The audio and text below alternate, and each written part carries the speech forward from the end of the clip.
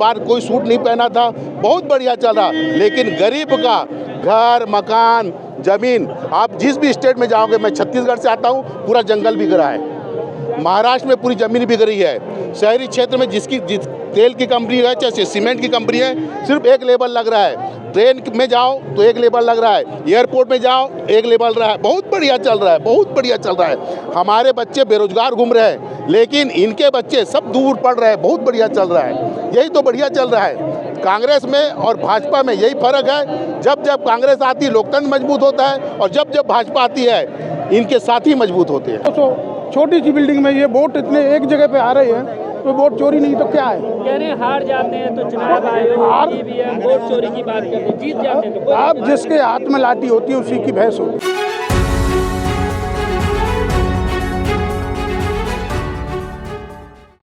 बेच रहा है बिगड़ा हुआ जो बेटा रहता है ना, वैसे हमारा बिगड़ा हुआ प्रधानमंत्री है। 70 साल से पूरे स्टेट का, चाहे छत्तीसगढ़ का रहे, चाहे महाराष्ट्र का रहे, किसी भी स्टेट में आप जाइए तो वहाँ के जंगल जंगल जो भी खजाना है वो खुले हाथ से अपने हाथ से लोगों को दे रहे हैं। और जहाँ भी चुनाव आ रहा है वोट चोरी कर रहे हैं। उसका परिणाम जनता के काम से चुनाव नहीं जीत रही है।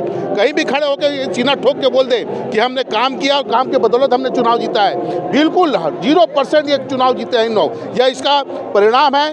मैं जब जब यहाँ रामलीला चौक में आया और जहाँ जहाँ यह भरा हुआ है मैदान, तब तक वहाँ का तख्ती पलटे हुआ है। लेकिन अब इसके बाद भी अब चुनाव हो जाएगा, फिर मोदी जीत के आएगा। उसका कारण है यह वोट चोरी कर रहा है। और 1947 के पहले देशभक्त अलग थे और 1947 के बाद देशभक्त अलग हो गए। जो वीर थे, बहादुर थे, 1947 के बाद वही देशभक्त थे। लेकिन अब क्या है, जो चापलूस, जो गद्दार, वो भी देशभक्त हो गए। और ये सब देशभक्त सब मोदी के साथ है, और जो असली देशभक्त है वो कांग्रेस के साथ है। लेकिन वो लोग कह रहे हैं कि चुनाव नहीं लड़ना आ रहा है कांग्रेस से। मोदी जी कह रहे हैं मैं ट्यूशन देने के लिए तैयार हूँ। हार जाते हैं तो चुनाव आयोग पर ठिकरा फोड़ते हैं। देखिए, मैं कोई भी खड़ा होकर अगर 10 आदमी भी मेरे को बोल देना राहुल गांधी ने कभी झूठ बोला हुआ है, तो मैं राजनीति से संन्यास ले लूँगा, घर में चुपचाप बैठ जाऊँगा। यानी 140 करोड़ की जनता में 10 आदमी भी बोलते हैं कि राहुल गांधी झूठ बोलता है। और प्रधानमंत्री को अगर 10 लोग भी आके इकट्ठे बोल दे कि इससे सच्चा प्रधानमंत्री कोई नहीं है, कभी झूठ नहीं बोलता, हाँ, तो ये फर्क है राहुल गांधी और मोदी में। और यह चुनाव इसलिए जीत रहे हैं जो कि ये चुनाव बोकस और नकली और फर्जी तरीके से चुनाव जीत रहे हैं। और इनको आता है, रंगा बिल्ला को ये चोरी काम करना आता है, इसलिए चुनाव जीत रहे हैं इन लोग। कह रहे हैं देश में कोई मुद्दा नहीं है, विपक्ष के पास में मुद्दा विहीन है। कभी संविधान ले आते हैं, कहीं वोट चोरी का मुद्दा ले आते हैं। मैं अभी थोड़े देर के बाद ही देख रहा था न्यूज़ चैनल में, यहाँ पे रैली नहीं दिखाया जा रहा है, भीड़ नहीं दिखाया जा रहा है। वो 4 लेडीज महिलाएं वो नारे लगा रही थी कि मोदी तेरा कुछ है, ऐसा वाला नारा टीवी में वही चल रहा है। 1 हफ्ते पहले इंडिको में इतने लोग 3 दिन तक बेचारे एयरपोर्ट में पड़े थे, मीडिया बिल्कुल कुछ नहीं दिखाया। लेकिन आज की रैली में भी सिर्फ वही ब्रेक न्यूज़ में वही चल रहा है, मोदी को ऐसा बोला, मोदी को ऐसा बोले, मोदी को यही चल रहा है। इतना बड़े रामलीला चौक में मैदान, भीड़, ये कहीं से नहीं दिखा रही कि स्वयं आदमी लोग यहाँ पे आए, लेकिन सिर्फ उनको वही दिखाई दे रहा है। सिर्फ जो 4 महिला कहाँ की थी, चाहे भाजपा की थी, क्या है उसके बारे में, सिर्फ कांग्रेस पार्टी और यहाँ के लोगों की जनता के बारे में इनके विचार यही है। और जो हकीकत है धरातल में कुछ नहीं है। इसका परिणाम है, आप देखिए पिछले हफ्ते 15 दिन पहले ही इंडिगो में, एयरपोर्ट में, पूरे हिंदुस्तान में हर जगह एयरपोर्ट में बैठे रहे, कोई मीडिया वाला कोई दिखाई नहीं। 2047 तक भारत को विश्व गुरु बनाएंगे। 2047 तक तो भारत गुलामी में चल देगा। ये ईस्ट इंडिया कंपनी से कम नहीं है। ये ईस्ट इंडिया कंपनी से कम नहीं है। ये पूरा हिंदुस्तान को बेच खा देंगे और 2047 तक फिर वही गुलामी आज़ादी, फिर वही हम जैसे कांग्रेस। आने वाली पीढ़ी जो इनका साथ दे रहे हैं उनसे पूछेंगे उनके बच्चे कि पापा तुम क्या कर रहे थे जब इंडिया हिंदुस्तान बिक रहा था, कम से कम हमको बोलते तो बनेगा। हम राहुल गांधी के साथ थे बेटा, हम राहुल गांधी के उस रामलीला मैदान में गए थे, राहुल गांधी जी के हम सभा में गए थे, राहुल जी के कार्यक्रम में गए थे, तो हम सीधा ठोक के कह सकते हैं। लेकिन 2047 में जो आए गए, जो उनके साथ दिए थे, उनको शर्म के मारे नीचे मुंडी करना पड़ेगा। भाजपा समर्थक लोग कहते हैं मोदी जी के नेतृत्व में भारत हिंदू राष्ट्र बनेगा। अभी क्या राष्ट्र है भाई, अभी कौन सा राष्ट्र है? हम बचपने से आज तक कौन से हम कौन से राज्य में रह चुके हैं? हाँ, आज मेरे पास साइकिल नहीं था, मैं तब से राजनीति में हूँ, और जब बचपने से मेरा परिवार भी राजनीति में है और किसी पार्टी में नहीं थे। लेकिन उसके बाद हम क्या हिंदू नहीं है? हिंदू राष्ट्र यानी क्या, अर्थ क्या है हिंदू राष्ट्र का? आज तो वो ये कह रहे हैं कांग्रेस ही सनातन विरोधी है। कौन से भाई देखो, मैं मराठा हूँ, मेरे से बड़ा कोई हिंदू नहीं है। मैं मराठा हूँ। आप पर क्यों आरोप लगा? नहीं, मैं मराठा हूँ, मेरे से बड़ा कोई हिंदू नहीं है। हाँ, मेरे से कोई बड़ा हिंदू हो सकता है क्या? लेकिन मैं कांग्रेस पार्टी के साथ हूँ और कांग्रेस को हिंदू के साथ हूँ। कांग्रेस किसी का दुख नहीं सह सकता, किसी का देख नहीं सकता, किसी का सुन नहीं सकता। वही हिंदू पार्टी कांग्रेस पार्टी है। ये सबका दुख को लेने वाले, सबका सुख को छीनने वाले, ये ऐसी हिंदू पार्टी हिंदुस्तान में नहीं चाहिए। संविधान का आप खतरे में बताते हैं, किस तरह से संविधान खतरे में क्यों नहीं होगा? देखिए, लोकसभा सांसद चल रहा है, वहाँ पे हमारे गृह मंत्री साला बोल रहा है, साला गलती से हमारे अध्यक्ष जी वहाँ पे मुस्कुराते हैं साला बोलने से। ये नया पिक्चर की स्टाइल है। ये जो पिक्चर चल रहा है ना धुरंधर, वो पिक्चर की स्टाइल हमारे सांसद में चल रहा है। और साला आज तक इतिहास में हमने तो नहीं सुना था। ये नया संविधान ये बनाने वाले हैं। आज साला बोला है, कल को और दूसरी गाली आएगी। एक से एक गाली पड़ी हुई है, वो भी उच्चारण कर सकते हैं। लेकिन हमारे नेता की हिम्मत देखिए, हमारे नेता का जज्बा देखिए। वो जेल जाने से भी और इतने सारे एफआईआर में डरते नहीं हैं। और वैसी नेता के हम सिपाही हैं, हमेशा उनके साथ थे, साथ रहेंगे और हमेशा उनके साथ खड़े रहेंगे। क्या है, कांग्रेस ने वंदे मातरम का विरोध किया था? कौन वंदे मातरम का? कांग्रेस ने, नेहरू ने विरोध। अरे भाई, हम स्कूल में जाते थे तब पढ़ते थे, तब भी जन गण मन वंदे मातरम। ये उन्हीं लोग हैं जो अब 52 साल तक अपने क्षेत्र में झंडा नहीं लगाए, वंदे मातरम बोले, जन मन नहीं गया। इनका अलग से एक जन गण मन आता है, वो किसी को नहीं आता।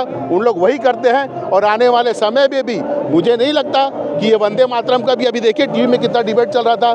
देश में भूखमरी चल रही है, देश में बेरोजगारी चल रही है, उसका डिबेट कर रहे हैं। लोग बोलने लग गए कि हिंदुस्तान में और भी बहुत सारी समस्या है, लेकिन 10 घंटे वंदे मातरम के लिए बहस, यानी ये हमारे जो पूर्वजों हैं उनका भी उनका मान सम्मान नहीं कर रहे। उनके लिए भी ये कहते हैं भारत में अब सब बढ़िया चल रहा है, सब चंगा चल रहा है। जो पुरानी संस्कृति है भारत की, उसको सही रास्ते पे लेके आना है। हाँ, एकदम बहुत बढ़िया चल रहा है। प्रधानमंत्री, आज तक को कोई भी प्रधानमंत्री इतने बड़े फ्लाइट में नहीं गया था।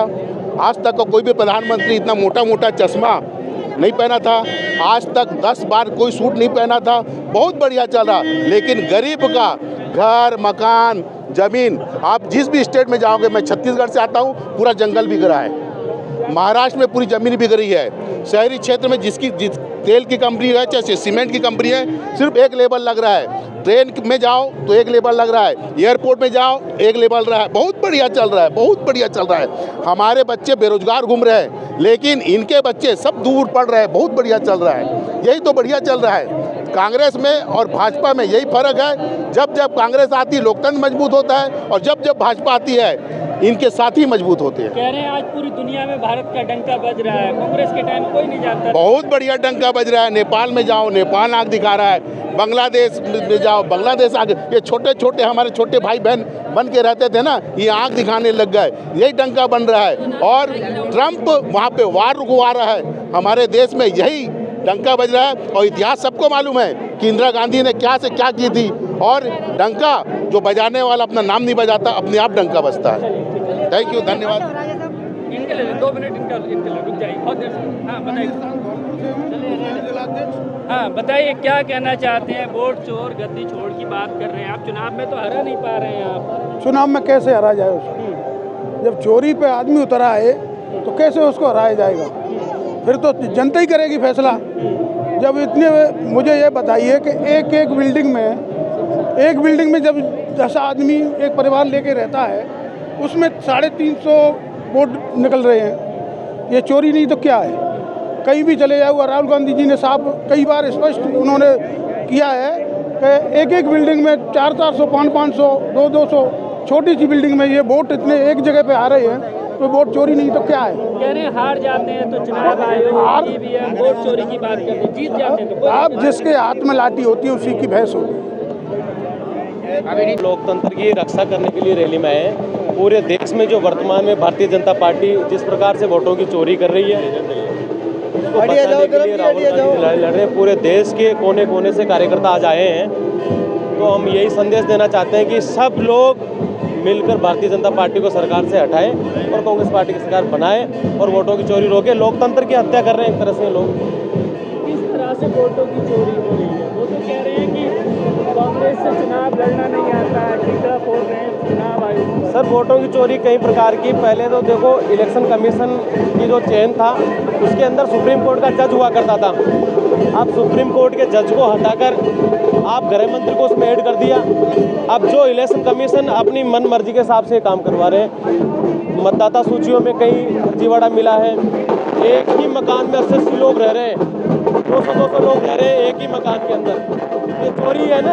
आप बताओ, एक आदमी 4-4, 5-5 बूथ पे वोट दे रहा है, ये चोरी है। फिर आप इलेक्शन के एक दिन पहले हर महिला के खाते में आप 10,000 रुपये डाल देते हैं, चोरी है।